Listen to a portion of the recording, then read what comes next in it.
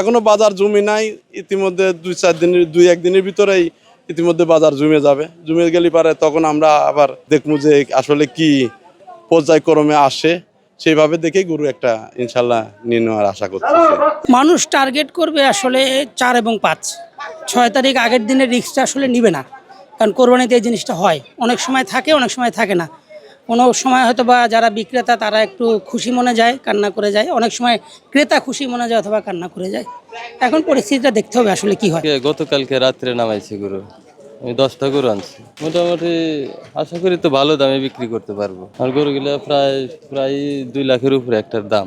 মোটামুটি ভালোই জমি উঠছে গরুর বাজার। আর গরু আনছি 15টা, আমি আসছি পাবনাতে।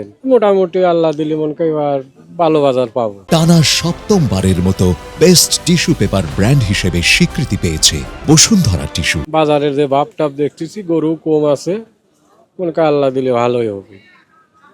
আমরা মানিকগঞ্জ দৌলতপুর থানা চরকাটারি চর এলাকা থেকে আসছি।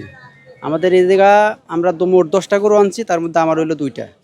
আর মোটামুটি আলহামদুলিল্লাহ মোটামুটি ভালো আছে, গরু আসতেছে আর কাস্টমারও আসতেছে। হয়তো আমরা একটু আগে আসছি, এই কারণে হয়তো একটু লেট হইতেছে আর কি। এই পাবনা থেকে এসেছি ভাই, 15টা আনছি, আরো 15টা আসবে ভাই।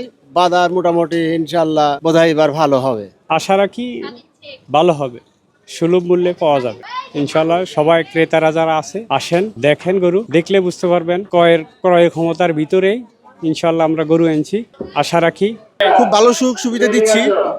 গরু ডাক্তার ব্যবস্থা আছে, তারপর নিরাপত্তার ব্যবস্থা আছে, ব্যাপারী ভাইদের খাবার দাবারের সম্পূর্ণ নিরাপত্তা আছে, জাল টাকা ধরার মেশিন আছে, মানে ব্যাপক নিরাপত্তা দিচ্ছি আমরা। ব্যাপক লোকজন কাজ করছে হাটে এবং ব্যাপক সুন্দর জায়গা দেখছেনই তো, খুব সুন্দরভাবে।